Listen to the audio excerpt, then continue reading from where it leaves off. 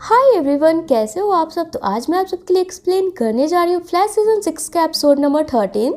तो पिछले एपिसोड में हमने देखा था क्राइसिस के बाद सिस को इन प्रॉब्लम्स से निपटने के लिए कुछ दिनों के लिए स्टार लैब की रिस्पॉन्सिबिलिटी नेसवेल को देकर कहीं चला गया था और असली आइरिस अभी भी मैकेलक टेक की एक सीईओ ईवा मैकेलक के साथ अभी भी मिररवर्स में ही कैद थी।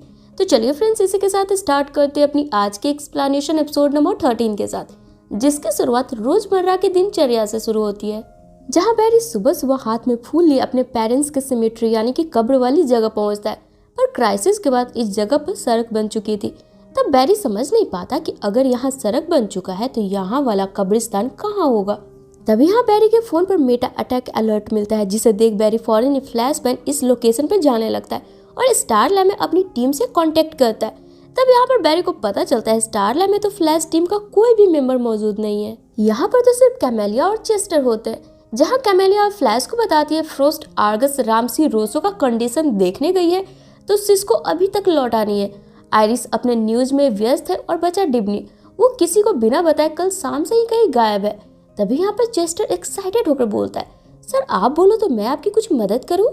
जवाब में फ्लैश मना कर अब एक ज्वेलरी शॉप पर पहुंचता है, जहां पर हार्टली रातवे की तरह ही गेटअप बना एक मेटा ह्यूमन चोरी कर रहा होता है, जिसे आकर फ्लैश रोकने की कोशिश करता है, पर वो यहाँ से भाग निकलता है। तब इधर से चेस्टर उस मेटा की आवाज से निकले सोनिक साउंड से उसकी लोकेशन ट्रेस कर फ्लैश को बताता है। तब फ्लैश यहाँ चेस्टर के बिना पूरी बात सुने ही रोड नंबर 52 पर पहुंचता है, जहाँ पर अचानक से एक ट्रेन पास करती है, जिससे कि फ्लैश अपनी बॉडी को वाइब्रेट कर बच जाता है और फिर चीखते हुए बोलता है, ये रोड नंबर 52 पर रेल की पटरी कब से बिछ गई यार। जिस पर चेस्टर बोलता है, मैं तो यही बता रहा था ना कि पाइपर रोड नंबर 52 से ट्रेन पर चढ़ गया है। जिस पर अब झल्लाता हुआ बैरी वापस से स्टार लैब लौटता है और यहाँ की लैब में गिडियन से सारी डिटेल लेने लगता है कि आखिर ये क्राइसिस के बाद कितनी बदलाव हुए हैं सेंट्रल सिटी में। तभी यहाँ पीछे से चेस्टर और कैमेलिया भी बैरी के पास आते हैं। तब यहाँ पर चेस्टर को जैसे ही पता चलता है कि बैरी ही फ्लैश है, वो काफी एक्साइटेड हो जाता है और बैरी से बिना पूछे ही बैरी गिडियन को जो अपडेट में लगाए हुए था उसमें छेड़छाड़ करने लगता है, जिसे देख बैरी इसे डांट कर यहाँ से भगा देता है, जिस पर कि चेस्टर को काफी बुरा लगता है और वो यहाँ से चला जाता है। तब कैमेलिया यहाँ पर बैरी को समझाती है कि चेस्टर एक अच्छा इंसान है, बैरी को इसके साथ ऐसा व्यवहार नहीं करना चाहिए था, वो भी तब जब चेस्टर के लिए फ्लैश उसका सुपर हीरो है। तो दूसरी तरफ अब हम नेसवेल को देखते हैं, जो कि एक गैजेट बनाने में लगा होता है और इसे चार्ज करने के लिए एलेग्रा को बुलाता है, जिस पर जैसे ही एलेग्रा यूवी रेज छोड़ती है ये गैजेट चार्ज होने के बजाय यहाँ पर जोर का धमाका होता है, जिससे कि नेस और एलेग्रा दोनों ही गिर पड़ते हैं। तब यहाँ पर एलेग्रा के हाथ नेस के जेब में रखी तस्वीर पर पड़ती है, जो कि वही टेबल से गिर गई थी, जिसमें कि नेस एलेग्रा की ड्रॉप एंगलर यानी कि नेस अपनी बेटी के साथ था। उसे देख एलेग्रा यहाँ नेसवेल से नाराज होकर चली जाती है, ये बोलकर कि मेरी डॉप एंगलर आपकी बेटी है, ये आपने मुझे पहले क्यों नहीं बताया। कि तभी यहाँ पर नेसवेल को इस बार सैरलॉक की परछाई दिखती है और ये सीन यही कट होकर अब वापस से बैरी पर आती है, जो कि गिडियन को अपडेट पूरा करते ही उसे जैसे ही अपने कान में लगाता है ताकि गिडियन इसे क्राइसिस के बाद हुए सारे बदलाव के बारे में बता सके। इस ईयरबड में शॉर्ट सर्किट हो जाती है और बैरी इससे वहीं पर गिरकर बेहोश हो जाता है और जब बैरी की आंख खुलती है वो खुद को ग्रूड द गॉरिला के मेमोरी में पाता है, पास्ट के उस वक्त में जब ग्रूड पर एबॉथॉन कैथलीन की मदद से रिसर्च करता था। इस वक्त ग्रूड की जगह बैरी उसकी सेल में लॉक होता है, जहां अब ग्रूड एबॉथॉन और कैथलीन के जरिए बैरी को बोलता है कैथलीन ने न्यूरल इनहाइबिटर से ग्रूड को कोमा में डालकर आर्गस में रखे हुए है। अब चूंकि ग्रूड के पास टेलीपैथी एबिलिटी थी, वो बैरी से कनेक्ट कर पाया। ग्रूड चाहता है कि बैरी ग्रूड को आजाद कर दे, ग्रूड को ऐसी जिंदगी नहीं चाहिए, इसे एक मौका तो मिलना ही चाहिए ना। जिस पर अब बैरी बोलना शुरू करता है, तुम माफी के लायक तो बिल्कुल भी नहीं हो, पता भी है तुमने कितने लोगों को हर्ट किया है। तुमने एक बार गॉरिला आर्मी बुला लिया था पूरा सेंट्रल सिटी को खत्म करने के इरादे से, फिर मुझे सोलोवार के सामने झूठी कहानी बनाकर उसे लड़ने भेजा, और तो और हाल ही में तुमने शार्कमैन की टेलीपैथी क्राउन छीन कर उसे इस्तेमाल कर पूरी सेंट्रल सिटी की जनता को अपना गुलाम बनाना चाहा, और तुम मुझसे बोल रहे हो कि मैं तुम्हें आजाद करवा दूं। जवाब में ग्रूड बोलता है, मैं अब बदल चुका हूँ, मुझ पर यकीन करो।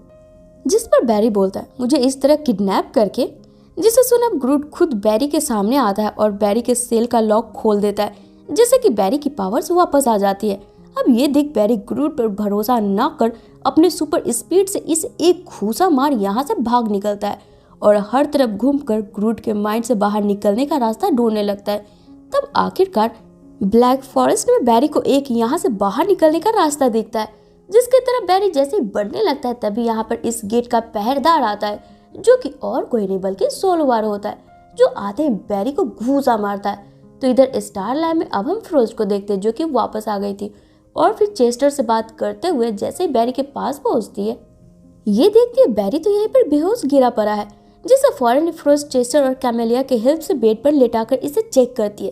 तब फ्रोस्ट को पता चलता है बैरी इस वक्त किसी के माइंड में है, जिसे सुन चेस्टर दंग होकर फ्रोस्ट से पूछता है, क्या यह सच में पॉसिबल है, और अगर है भी तो तुम्हें ये कैसे पता चला? जवाब में फ्रोस्ट बताती है, फ्लैश टीम के लिए ये तो आम बात है, इसलिए बैरी के नब्ज चेक करते ही मैं समझ गई थी कि ये किसी के माइंड में है। पर ये आखिरकार बैरी के साथ हुआ कैसे? तब कुछ सोचता हुआ चेस्टर बोलता है, कुछ देर पहले मैंने ही बैरी के डिवाइस की फ्रीक्वेंसी सिग्नल बढ़ा दी थी, शायद उस कारण बैरी गलती से किसी के माइंड से जुड़ गया है। अब यहाँ पर अपनी गलती कन्फेस करते हुए चेस्टर निराश होते हुए यहाँ से जाने लगता है, ये बोलकर कि मेरा तो लक कितना खराब है ना, जब भी कुछ करने की कोशिश करता है सब बिगड़ जाता है।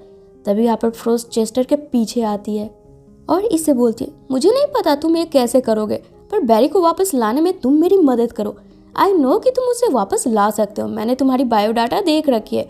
और फिर फ्रोस्ट मेमोरी मशीन जो कि शेरलॉक लाया था उसी से बैरी को चेक करती है, तो इसे पता चलता है बैरी तो इस वक्त ग्रूड की माइंड में है। तो इधर अब वापस से हम बैरी को देखते हैं, जो कि भागता हुआ वापस से ग्रूड के पास लौट आता है। तो ग्रूड इस वक्त जोई के रूप में इससे बात करता है, जहाँ अब ग्रूड बैरी को बोलता है, क्राइसिस में जो भी कुछ हुआ वो मुझे सब पता है। मुझे ये भी पता है कि गोरिल्ला सिटी अर्थ 2 के गायब होने की वजह से यहाँ अर्थ प्राइम पर आ चुका है। मैं बदल चुका हूँ, अब अपने जैसों के साथ ही शांति और सुकून से रहना चाहता हूँ, इसलिए प्लीज मेरी मदद करो, मुझे गोरिल्ला सिटी जाना है। तब इनकी बातों के दौरान इन्हें भूकंप का झटका महसूस होता है, जिस पर बैरी कुछ समझ ही पाता है। इससे पहले ही ग्रूड बताता है, ग्रूड के सिर पर लगे इनहाइबिटर, जिसकी वजह से कि बैरी ग्रूड के माइंड में फंस चुका है, वो और देर तक दो माइंड को एक साथ बर्दाश्त नहीं कर पाएगा। इसलिए अगर ये जल्द से यहाँ से बाहर नहीं निकले तो दोनों यहीं पे मारे जाएंगे। इसलिए ग्रूड चाहता है कि फ्लैश सोलोवार को हराकर बाहर निकल ग्रूड को भी कोमा से ठीक कर गोरिल्ला सिटी भेज दे। जिस पर अब कुछ सोचता हुआ फ्लैश बोलता है, सोलोवार को हराना तो पड़ेगा, पर इस बार मैं अकेले नहीं बल्कि हम दोनों मिलकर उसे हराएंगे, जिसके लिए ग्रूड भी अब तैयार हो जाता है।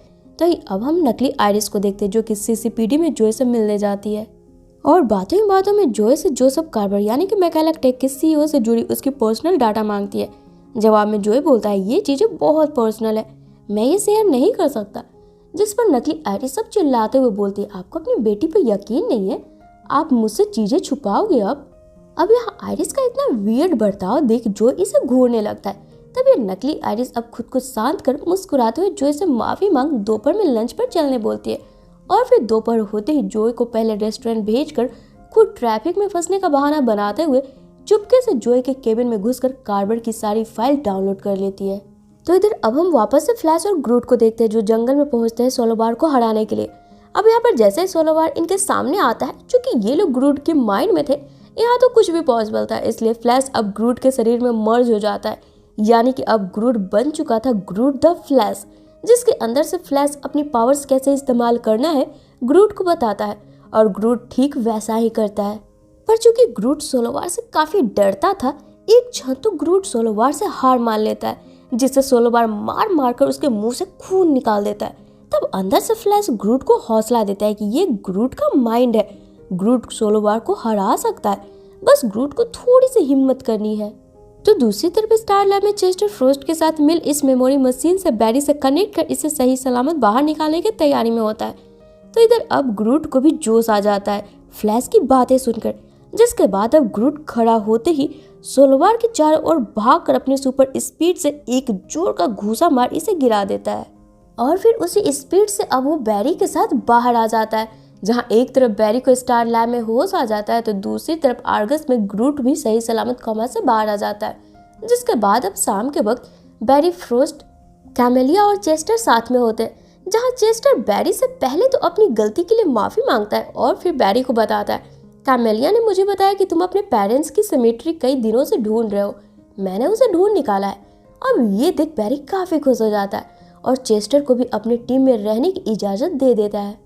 तो ही अब हमें असली आयरिस को दिखाया जाता है, जो ईवा पर प्रेशर बनाते हुए इस बार ईवा को एक नई मशीन ट्राई करने बोलती है इस मिरर वर्ल्ड से बाहर निकलने के लिए। तब हम ईवा को देखते हैं जो कि आगे बढ़कर अपना हाथ इस मिरर में डाल देती है, जिससे कि उसका दोनों हाथ काफी बुरी तरीके से जल जाता है। तब ईवा रोते हुए आयरिस को बोलती है, देखा, इस मिरर से मेरा कोई खास कनेक्शन नहीं है, मुझ पर यकीन करो, हम यहाँ से बाहर कभी नहीं जा सकते। तब यहाँ ईवा की यह हालत देख आयरिस ईवा के हाथों पर पट्टी लगाती है और ईवा की बात अब सुनने लगती है। जिसके बाद अब हम ईवा को देखते हैं जो कि आयरिस को और पट्टी लाने बोल स्टोर रूम में भेजकर खुद मिरर के सामने खड़ी होती है, जहाँ से ये नकली आयरिस से कांटेक्ट करती है। तब हम देखते हैं सेम ईवा की तरह ही नकली आयरिस के भी हाथ जली हुई है, जहाँ वहाँ व्यूअर्स को ये पता चलता है ये मिरर वर्ल्ड की कंट्रोल पूरे ईवा के पास ही है और इसी ने बाहर नकली आयरिस को भेजी है और यहाँ पर झूठी कहानी बनाकर असली आयरिस को बेवकूफ बना रही है। तो ही अब एपिसोड के आखिर में हम नेस वेल को देखते हैं जो कि एलेग्रा से बात करने के लिए इसके कमरे में जा ही रहा होता है। तभी पीछे से यहाँ शेरलॉक की परछाई वापस आकर नेस वेल को अपनी आंखें लाल कर बोलता है वो आ रहा है। और इसी के साथ ये एपिसोड यहीं पे खत्म हो जाती है। तो फ्रेंड्स, ये थी मेरी आज की वीडियो। अगर आपको पसंद आई हो ना तो वीडियो को लाइक और शेयर करना बिल्कुल ना भूलें। साथ ही अगर आप मेरे चैनल पे न्यू हो तो इसे ऑल बेल नोटिफिकेशन के साथ सब्सक्राइब भी जरूर कर ले, ताकि मैं जब भी नेक्स्ट वीडियो डालूँ ना आपको उसका नोटिफिकेशन मिल जाए और मुझे आप सबका सपोर्ट। तो चलिए फिर मिलते हैं अपने नेक्स्ट वीडियो में। Take care and bye bye.